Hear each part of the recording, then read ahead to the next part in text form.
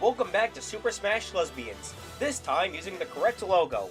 I'm AJ, and this video will be the start of a trilogy pertaining to the first 4 seasons of Super Smash Lesbians Ultimate. There's not a lot of build up to this video, so let's just jump right into it. This video will be covering Season 1, from September 2019 to the end of January 2020. Back in the 4th episode of the podcast, I went over some of the reasons why I decided to bring back Super Smash Lesbians since its last installment in late 2017. One of which being the fact that the latest installment was becoming more obsolete as time went by with the release and continuous updates of Smash Bros. Ultimate. Well, that and I also wanted Rex in Smash, but that was more of a personal thing for me. Anyway, with that in mind, I wanted Ultimate to stand out from the other installments, with the biggest change being how Ultimate is an episodic serial with multiple seasons, bringing back to the roots of Super Smash Group. Of course, other changes were made besides the format of the show, Starla being the co-host of the show, filling in every other character role that I missed in the past, bringing some of the employees from Super Smash Crew as secondary roles, just making this the complete edition of a Smash Brothers parody series. Now, one thing I do want to address is some of the Astro Souls that I hire from Super Smash Lesbians are those that I have no background knowledge on their property. I do not watch Steven Universe, I do not watch Legend of Korra, I do not watch Sailor Moon, and I do not watch Love Live, amongst other shows I do not watch nor care for. Now, you might be wondering, well, if you don't watch their shows, why do you hire them on your show? And the answer is pretty simple. Business! Having a wide array of characters will lead to more viewership of the show, and therefore, more money. It's a classic business method in the film TV industry. Even if the owner of a show does not agree with their employees on, let's say, a political standpoint, they're not going to fire them if said employee garners in the most views and ratings for the show. In fact, I have never fired anyone in Smash Lesbians. Besides, I pay everyone an equal amount of money at the end of every production, so if they're happy, I'm happy. Okay, now let's actually get to discuss some of the highlights of Season 1. Because I discussed some of this season's fights in the DLC crew episode, I won't be repeating most of what I said in that episode. However, I will discuss some of them just to bring up some details I missed the first time covering it. Alright, so the first highlight comes from the 2nd episode of the show. Whereas at that point, I had every single character role filled from Smash Bros. Ultimate. Well, except for 2. Young Link and Toon Link. I couldn't find anybody that could fill in these roles. And this is the 2nd episode, it's kind of embarrassing. That's when Starla came to the rescue since she had just recently recruited 2 new members of the F-Zero organization, Jessica Green and Yolina Hyde, both of which would be playing their respective Links in a matter of seconds.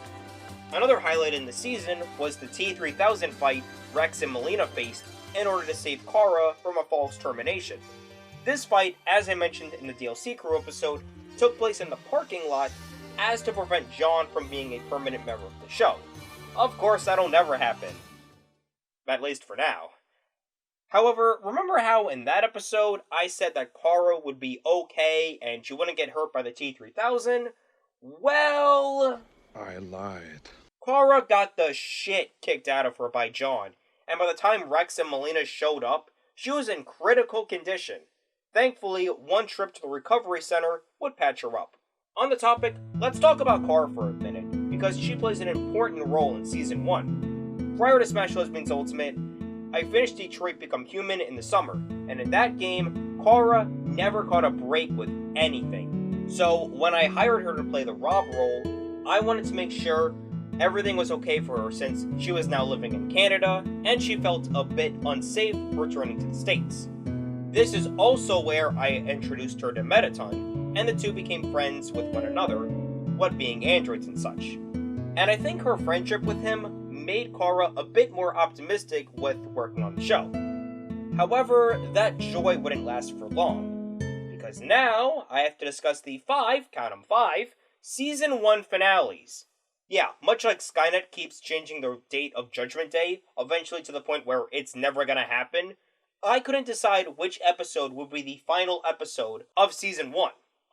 But first, one other notable moment happens in the season before the first Season 1 finale. You see, in Shareverse, death battle plays a huge part in certain storylines. Sometimes the outcome is good and everyone continues their daily lives, while other times, some are affected by the outcome to certain fights. This particular death battle would be Ganondorf versus Dracula, and because Nozomi Tojo plays the Ganon role in Smash Lesbians, and the fact that Blood of Sub-Zero takes a lot of inspiration from Castlevania, making Jackie the Dracula equivalent of the storyline, another member of Smash Lesbians, the two fought one another. Of course, fighting a were-jackal is easier said than done, and Nozomi lost the fight. Now in Death Battle, the person who dies has to spend 24 hours in the afterlife before being revived, either going to heaven or hell, depending on the person. However, people in hell can request the loser to be moved to hell for whatever reason. That was Nozomi's case. The person that requested Nozomi was Ari. It's a long story how she got in hell. Anyway, she was watching a lot of Nozomi's fights back on Smash Lesbians Ultimate, and now her recent Death Battle, making her the perfect vessel for Ari to be revived. And that's exactly what happened. Nobody would know that Nozomi was Ari's new vessel until the first Season 1 finale. Speaking of which, the first Season 1 finale took place on December 22nd, 2019, and thanks to Rosie, I was able to get an exclusive set at Rockefeller Center, right next to the tree. This led into some problems, mainly because the fact that Manhattan was packed that night. I couldn't even get close to the set, let alone the tree, to supervise the fights. In fact, nobody was supervising the fights. One of the new rules I enlisted on the show was having backup hosts if, for some rare chance, I couldn't attend that night's episode. Those being Rosalina, Samus, and the 5 Mario roles. But all of them were not available that night. Rosalina had to attend Nintendo business, same goes for Samus. Nami wasn't around because the docking bay for Manhattan was also packed, leaving no room for the Thousand Sunny to park. Anna had to attend Frozen 2 stuff, Marinette was in school and/or saving Paris during that hour, Katana had to supervise the Hourglass that night, and Asuka, God knows what she was doing. So the only person that was actually running the show was Starla. And she wanted to make this season finale something to remember, by making every fight a death match. Some of these matches were just flat out cruel. Yan fighting Psychoa, a cybernetic fox lady killing a kindergartner. Yeah, Yan said fuck that and forfeited the match. This was also when Nozomi revealed that she was the new vessel for Ari, and it gave her immense power. But that was the least of everyone's problems, because the last fight was truly heartbreaking. Kara versus Rei. It was bad enough for Kara to almost die from the strongest Terminator Skyline has ever created earlier in the season, but now she was going to die to Rei, who in Shareverse is the mother of all Digimon. For some bullshit reason, CyberLife decided to give their androids paper-thin dexterity. If you play Detroit, you know exactly what I'm talking about. Kara could get a paper cut, and she would see her permanent shutdown timer displayed in front of her. Now take that, and amplify it to getting hit by Malmyotismon's giant dragon head laser cock. Kara tried to crawl out of the set, but Rei stopped her, and under the fight's conditions, cause it turns out Starla used her magic to rewrite Rei's programming, ignoring Shinji's plea for Rei to stop, Rei killed Kara, stomping her head in like a pumpkin. As a writer for Shareverse, I wanted to show Kara's smashed head on screen. And thankfully, CyberLife decided to give their androids blue blood rather than red, so I could show what her head looked like without getting this video getting age restricted. Not that it matters anyway. Anyway, you want to see what it looks like? Here it is! Yeah. I can't imagine poor little Alice watching this back in Canada. Imagine seeing your foster mother getting brutally murdered on a live stream. It would cause severe trauma for the rest of your life. And it also affected me as well. I failed my promise that I would keep Kara safe from extreme harm when returning to America. Obviously, this was a pretty morbid and depressing way to end the season. So, I ordered Starla to have another Season 1 finale, this time airing on Christmas, making it also the show's Christmas special.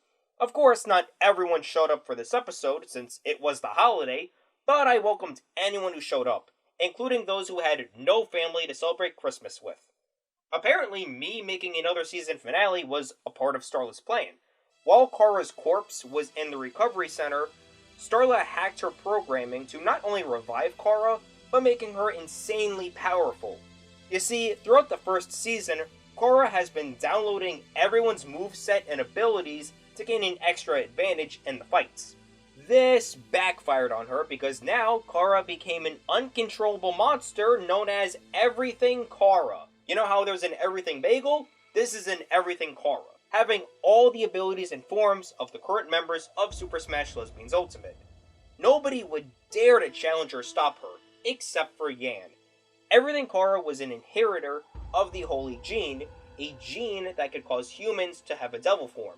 Individuals such as Edenians and Hooligans, such as Katana and Yan respectively, can bypass a devil form due to not being human. Yan hypothesized that if she removed the Holy Gene out of Kara, it would disable her Everything form, a theory that was proven right. And since this procedure could only be done by a Hooligane, Yan was able to defeat Kara and restore her to her old self. The episode ended with Kara returning to Canada to celebrate Christmas with Alice and Luther. A pretty wholesome ending.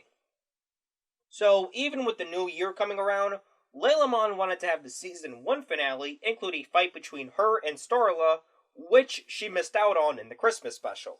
So, the third attempt for a Season 1 finale commenced in early January 2020. The main protagonist and antagonist of Blood of Sub-Zero finally fought one another after 3 years since the storyline began. And while it was a cool fight, it wasn't anything special. And by that point, literally 2 days later, Byleth would be announced as the last DLC character for Fighter Pass 1. I just said fuck it.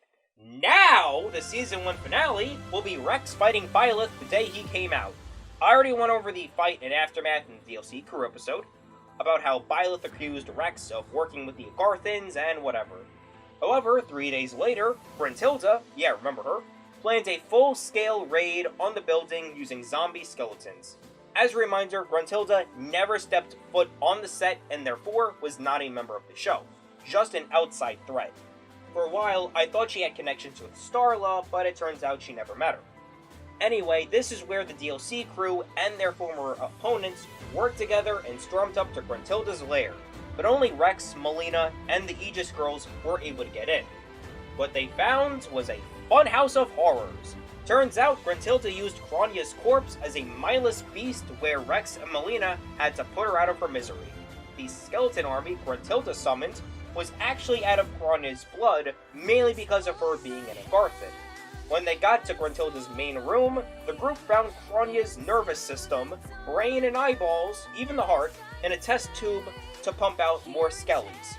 The group had had it with the witch, and they fought, resulting in Gruntilda dying once again, reviving Banjo-Kazooie, as well as Kronya being revived, though unconscious. Rex and Melina did not tell anyone about the latter being back from the dead, except for me, where I ordered them to make sure no one knows she is alive, especially Byleth. Kronya, ironically enough, would remain in a coma for an entire week. I made sure that she was placed in a private area of a recovery center where no one would find her. And that is where Season 1 finally concludes. Season 2 would air the following week, but I will obviously save that for the next video. Season 1 is considered the longest season of the show, mainly because there's 5 season finales. The season did very well keeping everyone's interests in suspense on what's going to happen in the next episode. Next time, I will be discussing Seasons 2 and 3 in one video since there's not much to talk about for each season. Please consider subscribing to see more videos in the near future. With that, I'm AJ, and I'll see you all in the next one.